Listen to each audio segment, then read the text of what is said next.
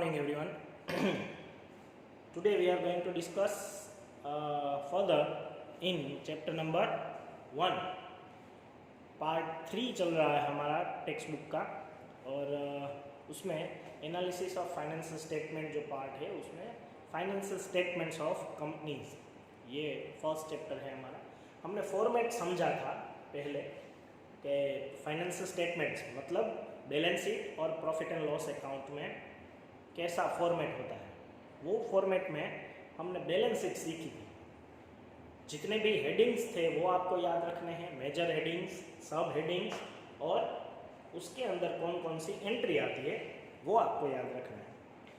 थोड़े number of sums अभी जो स्टार्टिंग होने वाले हैं सेकंड से, वो सिर्फ क्वेश्चन आंसर है। मतलब आपको मेजर हेडिंग्स पूछेंगे, कौन सी एंट्री किस हेडिंग के अंदर आती है वो पूछेंगे, सब हेडिंग्स पूछेंगे, कितने हेडिंग्स आते हैं वो पूछेंगे आपको।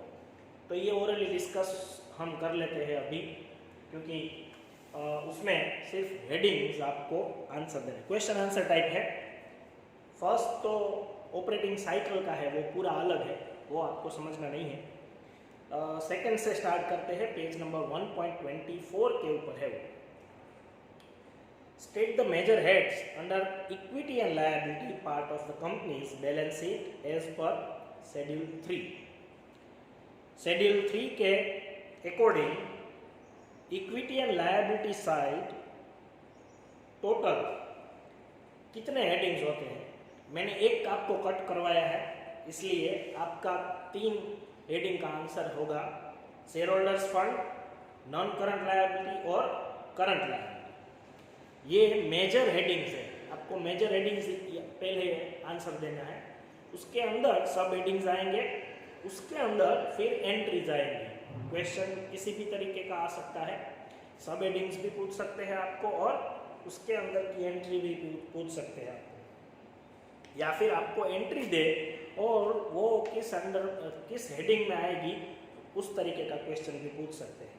Illustration number 3, name the sub heads under the head share holders fund as per schedule 3। Share holders fund जो हमारा मेजर हेड है उसके अंदर कौन कौन सी एंट्री आएगी।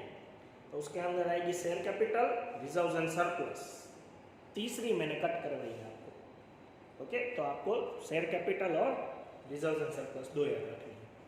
Fourth, name the sub heads under the head non-current liability in the equity and liability part of the balance sheet as per Schedule 3 of the Companies Act 2013। तो उसमें 3 हेडिंग है, long term borrowings, other current liabilities and long term provisions.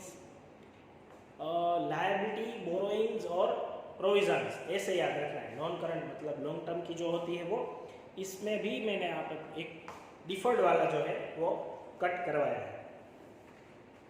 Fifth, name the sub heads under the head current liability in the equity and liability part of the balance sheet as per schedule 3। उसमें 4 heading है, short term borrowings, trade payables, other current liabilities and short term provisions. Trade payables एक ज़्यादा आ गया, आप compare करते जाओ ना, नॉन करंट लायबिलिटीज और करंट लायबिलिटीज तो दोनों में सेम हेडिंग्स है। नॉन करंट लायबिलिटी में लॉन्ग टर्म बोरोइंग्स आता है, इसमें शॉर्ट टर्म बोरोइंग्स आता है। फिर ट्रेड पेएबल्स एक ज़्यादा आता है, इसमें ट्रेड पेएबल्स में 2 ही एंट्री आएगी, क्रेडिटर्स और बिल्स पेएबल। फिर अदर करंट लायबिलिटीज, उसमें भी अदर नॉन करंट लायबिलिटीज आती थी, उसमें लॉन्ग टर्म प्रोविजन आता है, इसमें short term provision. Okay. Illustration number 6, name any 5 items that are shown under reserves and surplus as per schedule 3। Reserves and surplus के अंदर कौन कौन सी एंट्रीज आ सकती है, किसी भी 5 एंट्रीज आपको बोलनी है। तो सारे रिजर्व्स इसमें आएंगे, okay. Capital reserve, security premium reserve, revaluation reserve, capital redemption reserve, debenture redemption reserve, ये सारी एंट्रीज रिजर्व के रिलेटेड है। प्रॉफिट एंड लॉस अकाउंट भी आ सकता है, प्रॉफिट हो या फिर लॉस हो तो माइनस होगा, लेकिन इसके अंदर ही आता है।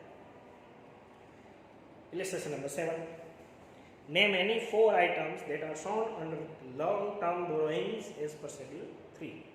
लॉन्ग टर्म के बोरोइंग्स अंदर कौन कौन सी एंट्रीज आती है? Debenture, bank loan, public deposit, term loan from bank, long term loans and advances. कोई भी लॉन्ग टर्म की जो लोन है, लॉन्ग टर्म का जो बोरोइंग्स है, वो लॉन्ग टर्म बोरोइंग्स में आता है। एक साल से ज़्यादा हो वो हम लॉन्ग टर्म मानते हैं, वो आपको पता ही है। Okay, illustration number 8. Name any 5 items that are shown under the other current liabilities as per Schedule 3. Current liabilities बोलनी है, मतलब शॉर्ट टर्म, और other current liabilities, current maturity of long term debts. इसमें क्या होगा कि डिबेंचर जो है वो लॉन्ग टर्म लायबिलिटीज में आता है, लेकिन हमारा रूल ये है कि 1 साल के अंदर आपको अगर पे करना हो तो वो करंट लायबिलिटीज होती है। जब 5 साल के डिबेंचर आप इश्यू करें फॉर एग्जांपल, तो वो हम इनिशियली 4 साल तक हम लिखेंगे लॉन्ग टर्म बोरोइंग्स में। जो लास्ट ईयर आएगा तब 1 साल से कम लायबिलिटी हो गई उसकी, तो हम उसको कन्वर्ट कर देंगे लॉन्ग टर्म में से शॉर्ट टर्म लायबिलिटी में। इसलिए यहाँ पे बोला है कि current मैच्योरिटीज of long term debts, जो लॉन्ग टर्म डेट्स है लेकिन वो इस साल मैच्योर होने वाले हैं। Interest accrued but not due on borrowings, जो भी हम बोरोइंग्स के ऊपर आउटस्टैंडिंग इंटरेस्ट हो, वो आउटस्टैंडिंग कोई भी एक्सपेंस हो वो भी इसमें ही आएगा। Interest accrued and due on borrowings, हमने पहले नहीं पे किया है वो, और जो पे किया है वो एक्रूड हुआ है, मतलब आउटस्टैंडिंग है वो। शेयर एप्लीकेशन मनी रिफंडेबल, जो हमें पे करना बाकी है वो रिफंड करना बाकी है वो। कॉल्स इन एडवांस, हमने एडवांस में कुछ भी कॉल्स लिए है वो। तो under which heads are following items shown in balance sheet of a companies act as per schedule 3। अब आपको बैलेंस दी गई है, ये किस हेडिंग में आएगी वो आपको बताना है। एग्जाम में ज़्यादातर ये इस टाइप के ही क्वेश्चन आंसर आते हैं कि आपको कोई एक बैलेंस दी गई हो, उसमें से आपको आंसर देने हैं कि ये किस हेडिंग में है। Forfeited shares account, forfeited share account, share related कोई भी एंट्रीज हो तो वो शेयर कैपिटल में आएगी। शेयर कैपिटल हमारा जो शेयर होल्डर्स फंड जो हेडिंग है वो। प्रपोज डिविडेंड हमें लायबिलिटी के तौर पे है, लेकिन प्रपोज डिविडेंड है जो वो इस साल का है, वो हम बैलेंस शीट में कहीं पे नहीं लिखेंगे, वो कंटीजेंट लायबिलिटी में लिखेंगे, मतलब नोट्स टू अकाउंट में आएगा बैलेंस शीट के नीचे। अनक्लेम डिविडेंड, जिसने डिविडेंड क्लेम नहीं किया है, मतलब पे करना बाकी है, वो हम अदर करंट लायबिलिटीज में लिखेंगे, क्योंकि वो 1 साल के अंदर पे कर देना होता है।